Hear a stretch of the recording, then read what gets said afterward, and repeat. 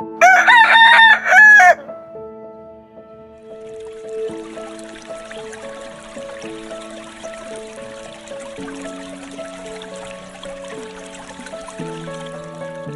po, sa malayo po kami nag-iigib, tapos po may bayad po siyang dos po isang galon, tapos malayo pa po siya, kaya sobrang laking tulong po sa amin itong pusong to kasi nakalis po kami. Kasi dati po, dos ang isang bayad po doon, so nakakaigib po ako minsan 30 na galon. So magkano din po siya, 60 pesos din po siya. Eh, ngayon po mayroon na pong binigay si God po na poso. So nakakatipid na po kami. Yung binabayad po namin napupunta na lang po sa pagkain po sa araw-araw po. Manggahan Compound is situated in Mambugtri, Bacoor City. Though it is surrounded with rich people and big houses, the people there are poor, and most or some of them earn just enough to survive for a day. So we pray and ask God for to help us on how to earn the heart of the people, on how we can help the people there, or how we can show the love of Jesus Christ to them. So when I first went to our mission field, Manggahan, there were many children there, and they came to us and hugged us, and they were so happy to see us.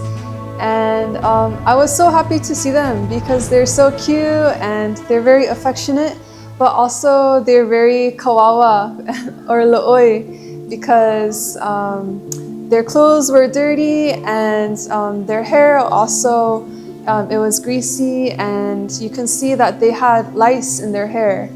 And later I found out through my co-missionaries, Vale and Kate, that it was due to a lack of water at their home in Manggahan.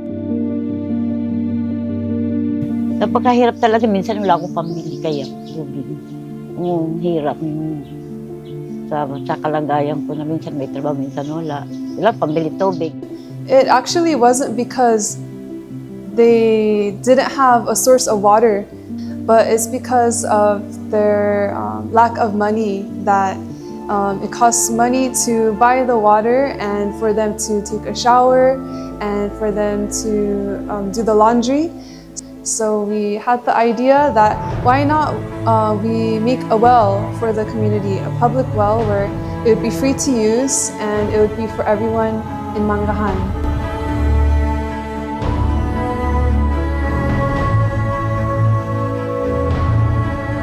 That's how we got started, and even though it was pricey, the results were truly priceless. Sa akin talaga, sobrang papasalamat ko kasi katulad sa akin na wala talagang mag-iigib, kundi ako lang.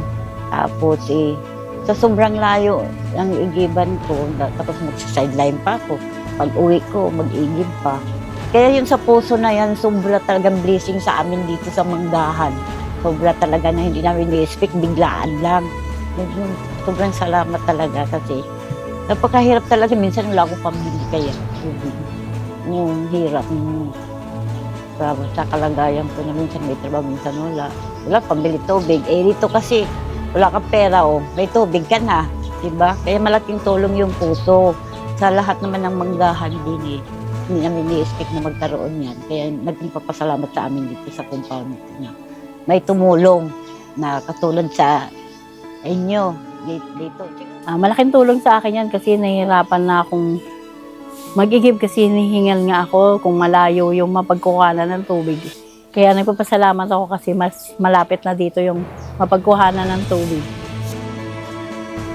So we learned that ministry is not only about giving Bible studies, but it's also to first look at what the needs of the people are and to provide for those needs, because they are going through so many daily struggles of just having a bath or doing laundry. But if we are able to fill those needs first, then I think they open their hearts more and have more space to also listen to the Word of God and accept the gospel. Dati ikot-ikot pa, layo. Ngayon, ito na. I'm happy. Making the puzzle is really an opening wedge for the gospel. Maraming salamat sa 1,000 Missionary Movement dahil sa kanila pong pagtugon ay naabot po ng salita ang Panginoon Diyos doon through doing sa kanilang pag-Bible study, Brand Sabbath School, paglilid ng worship, even social activities. At ngayon po may bago silang ginawa na malagyan ng puso, mabigyan ng tubig sa community na yon dahil po na wala na po silang source o good source of water. So through this missionary, ay nagkaroon na po sila ng tubig just last week lang and sobrang saya po nila dahil po sila ay may tubig na doon sa Manggahan.